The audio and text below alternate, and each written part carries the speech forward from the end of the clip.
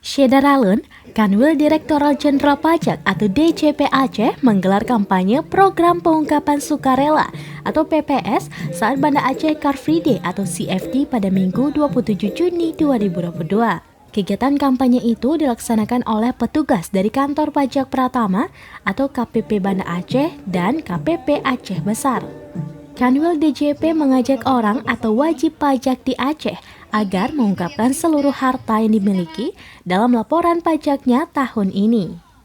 DJP masih memberi waktu pengungkapan harta oleh wajib pajak hingga 30 Juni 2022.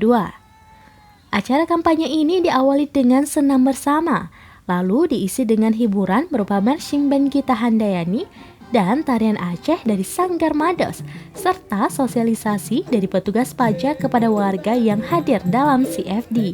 Diharapkan program itu bisa dimanfaatkan sebaik mungkin oleh setiap wajib pajak. Program yang sangat membantu wajib pajak untuk menghapus kesalahan-kesalahan kewajiban perpajakan yang terlewat.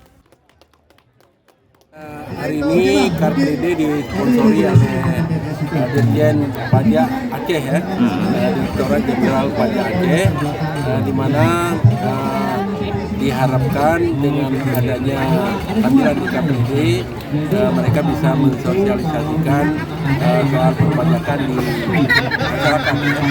Karena saya sebagai warga negara Indonesia dan juga sebagai wali kota Banda Aceh juga mengimbau agar perpajakan ini kita laksanakan dengan baik.